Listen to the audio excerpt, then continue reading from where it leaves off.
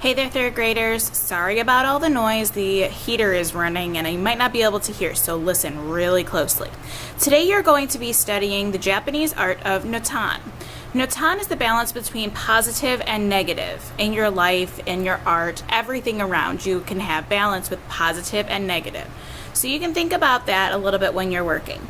Today you're going to be creating a template for your artwork because I don't want you to cut your warm or cool paper just yet because I want you to practice first. So you're going to be practicing and using these templates on your final work. So we get used to creating in this style.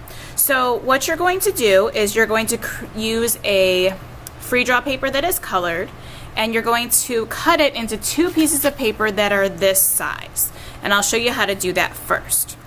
Then you're going to cut that piece of paper into two different templates, just like this, to create kind of like a puzzle, and that will be used on your final picture with your warm and cool colored paper. So I'm gonna move this to the side so we don't see it, and I have some more space to work.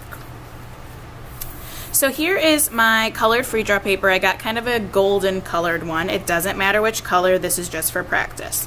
I'm going to fold my paper in half so that it makes two equal pieces. And then I'm going to cut it down the middle. This is just like we did with previous projects, so you should know how to do this.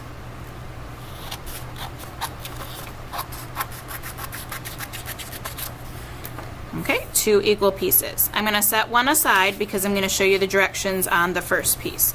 So on the first piece, I turned the paper this way, and you can do it either way. It doesn't matter to me. This is just going to help you make your symmetry, which means whatever is on one side of the paper is also going to be on the other side of the paper. So if you want your paper to be symmetrical this way, you can. If you want it to be symmetrical this way, you can do that as well. I'll show you both ways so you can see the difference. So the first way is to turn your paper so it's wide. I call this landscape because it's wider than it is tall. And I'm going to fold that paper in half across. And then I'm going to start cutting. When I cut, I want to make sure that my hand is holding the side that has the fold. Can you see that there? This is called the fold. So I'm holding the fold, and then I'm going to cut from the fold around and make a shape and come back to the fold again. I do not want to exit my paper where the edges are. I always want to enter and exit at the fold. So I'm just going to start cutting an interesting shape.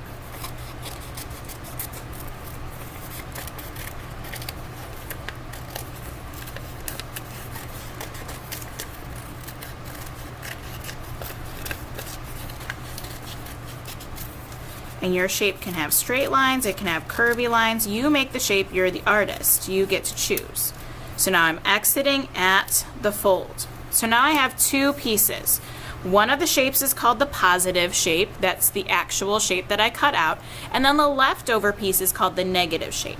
Now I can open these up to make them bigger and show their symmetry. So there's my shape that is positive space and my shape that is negative space. I should be able to put my positive space into my negative space like a puzzle.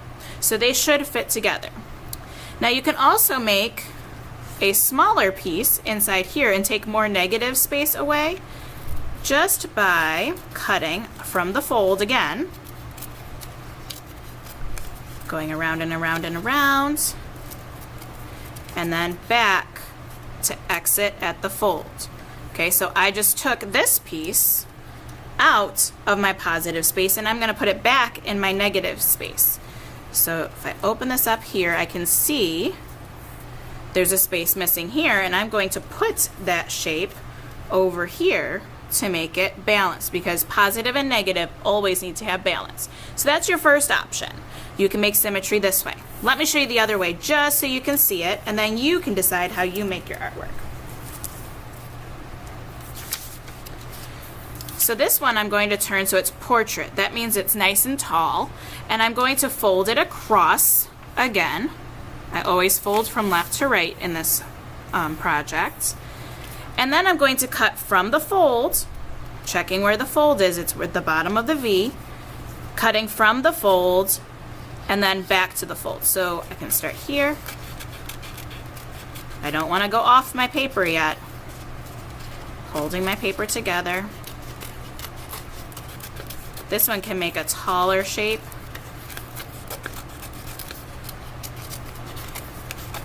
But remember, we want to make our shape symmetrical, so I'm going to go back to the fold. There, I'm going to go back and exit my shape on the fold. So now I have two pieces here. I'm going to unfold them and see what they look like.